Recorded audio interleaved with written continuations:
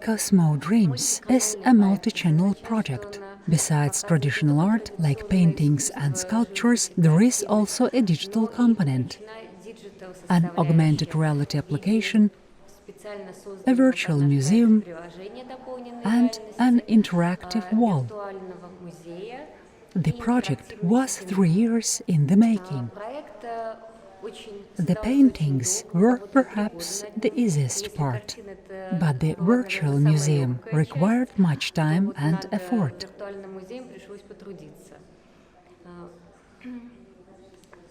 The idea was to create an immersive and engaging experience. For instance, the interactive wall was made for the kids. They can spin the planets and play with them. Digital enthusiasts will enjoy the video, and traditional art lovers will look at the paintings. You have already mentioned your target audience. Can you elaborate on that? Who did you have in mind? Young people, kids, everyone? Art connoisseurs? Should they come prepared, or more like clean slate? They should come with an open mind, and we really wanted to engage as many people as possible. I hope that the older generation will feel nostalgic and recall their pride for the Russian space program. The kids will have fun playing with the application and spinning the planets. Young people will hopefully enjoy everything at once, because contemporary youth is very versatile. As for me, I put much effort into the virtual museum, because here we see 30 paintings, but the project comprises more than 100, and since there are no space limits in the virtual museum, you can view them all. So, the main subject is outer space, or Soviet Union, or maybe Soviet Union in space. What's the core idea? Of course, there are my fantasies about space. This is not a science art project. I did no research. This is just my imagination, my thoughts and impressions, childhood dreams of space. You know, our space program was really successful in the 1960s. We were the first nation in space. But then, for a variety of reasons, there was a kind of gap. So I simply imagined what it would be like if the development were not interrupted. If we progressed further, colonized the moon, and built this beautiful museum there to represent the Earthlings' ideas of space and tell the alien visitors about our cultures.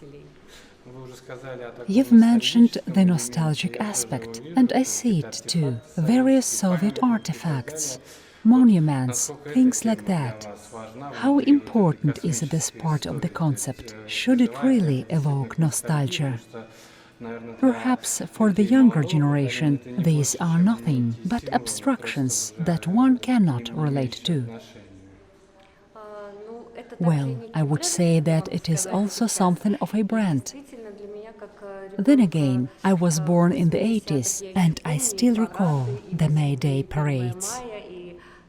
So I really wanted to express my pride for the country and its achievements and remind the younger generation about them. Apart from the conceptual side, there is also the technical one. How long did you work on this project? I mean both creatively and in terms of technology. And subsequently, my second question. Why did you choose Erarta for this exhibition? Because it's a place for all things cutting-edge and contemporary, or because it just suited your requirements? As I already said, the project took a long time to complete. I think this is my longest project so far, 3 years from the initial idea and studies. The digital part was the most labor-consuming, because paintings are created by the artist. You only need a carpenter to make a canvas stretcher, but the application and the video required 2 different expert teams. One was working on the application, and the other, a large team of 3D designers, was rendering every detail. All these sculptures were modeled in 3D, 10 of them. And then there is also the website you can visit and see it all, rotate every sculpture. The application allows you to place any sculpture in your home or in the city environment, make it tiny or 100 stories tall. I wanted to create much variety, and the most difficult part was the virtual museum, because we truly took the complex path and visualized its architecture. It really exists in 3D, floor plan, rooms and all. Because for a 3D tour, there must be a realistic environment one can explore using the computer mouse or joystick. So, from the initial inspiration by Gigas and Gaudi's creations, from planning the architecture of each room in detail, it took a whole year of daily work. I understand that it's a truly immersive environment. In what ways do you think this synergy of new technologies and traditional art is beneficial, especially now, during the pandemic? And on the contrary, does it pose any threats? Perhaps digitalization simplifies art. Many argue that we are going back to pictograms, something that existed in prehistoric times. Like cave art. Exactly. Our smartphones are a backlash to cave art. So, what are the pros and cons of this synergy of traditional and virtual art? And are there any dangers? Well, of course, everything has its pros and cons. The most obvious advantage is accessibility. We didn't know how long the lockdown would last, and if it weren't lifted, we would have organized a virtual opening and invite people to the virtual museum. The lockdown is only partially lifted, though. Yes, that's true. But on the other hand, anyone from anywhere in the world can visit our museum, and that's a plus. Another good point is that the augmented reality function works equally well for the pictures in the catalogue and on the website. I, as a classical painter, though still view this only as a tool that helps reach out to a wider audience. I think that the biggest weakness of the new generation is that they find it boring to simply look at pictures.